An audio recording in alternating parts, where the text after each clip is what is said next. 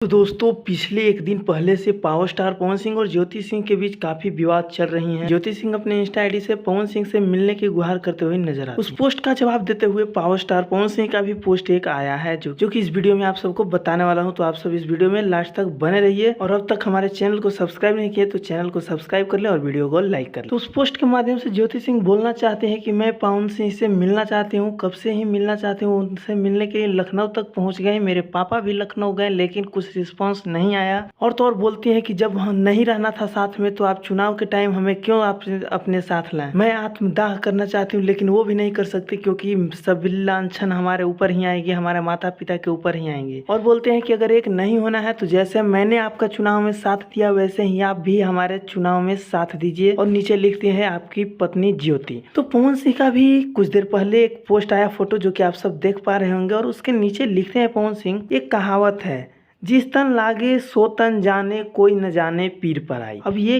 क्या सोच करके पवन सिंह लिखे ये तो मैं नहीं जानता, लेकिन हमारे हिसाब से इसका मतलब ये है कि जिसके तन पे चोट लगता है वही उस दर्द को जान सकता है, कोई दूसरा उसके दर्द को नहीं जान सकता कि उसको कितना दर्द हो रहा है। तो अपने पोस्ट से पवन सिंह शायद यही कहना चाहते हैं, लेकिन आप सबकी क्या राय है कमेंट में जरूर बताइएगा। वैसे तो सभी लोग को कंफ्यूजन है कि ये बात आखिरकार किसके लिए लिखी गई है। कहीं अंजलि राघव जी के लिए तो नहीं लिखी गई है क्योंकि उनका भी वीडियो इस टाइम बड़ी वायरल हो रहा है। लेकिन आप सबको बता दूं कि ये कहावत थोड़ा सा भी उनके ऊपर नहीं बैठ रहा है, पूरी से पूरी ज्योति सिंह की तरफ ही इस बात को लिया जा सकता है। तो आप सबकी क्या राय है कमेंट में जरूर बताइएगा। और हमारा ये वीडियो अच्छा लगा हो तो वीडियो को लाइक करके शेयर करना नहीं भूलिएगा। धन्यवाद दोस्त, मिलते हैं नेक्स्ट अपडेट के साथ और काफी बवाल अपडेट के